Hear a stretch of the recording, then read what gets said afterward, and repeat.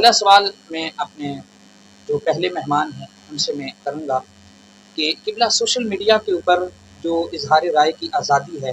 اس میں دن بدن بڑھتے ہوئے مسائل کو آپ کیسے دیکھتے ہیں کہ ایک نفرت انگیز تقریر جو ہوتی ہے یا نفرت انگیز جو مواد ہے اس کو جو پھیلایا جاتا ہے، اس حوالے سے آپ کیا فرماتے بسم اللہ الرحمن الرحیم۔ سب سے پہلے تو آپ کا بہت بہت شکریہ کہ آپ نے اتنی اہم موضوع کے حوالے سے ہمیں بولنے کا اور بات کرنے کا جو ہے موقع دیا ہے۔ جہاں تک نفرت انگیز مواد یا تقریر کا تعلق ہے تو اس سے مراد کسی بھی نسل، قوم یا گروہ یا فرقہ واریت پر مبنی کسی بھی شخص یا کسی بھی جماعت یا فرقے کے حوالے سے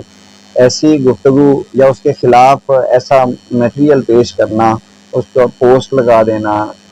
فیس بک کے اوپر، یا ویسے تقریری طور پر یعنی یوٹیوب کے اوپر اس کے خلاف اشتعال انگیز جو گفتگو کرنا، یہ سارا جو ہے وہ اس اصطلاح کے اندر شامل ہوتا ہے کہ جس سے ایجیٹیشن پیدا ہوتی ہے، جس سے ایک بے چینی کی جی کیفیت پیدا ہوتی ہے، ملک کے اندر بدامنی اور فتنہ اور فساد کا اندیشہ ہو جاتا ہے۔ جی تو یہ سارا جو سوشل میڈیا کے اوپر ایسا مواد پٹ اپ کیا جاتا ہے، یہ غیر قانونی بھی ہے جی اور غیر شرعی بھی ہے،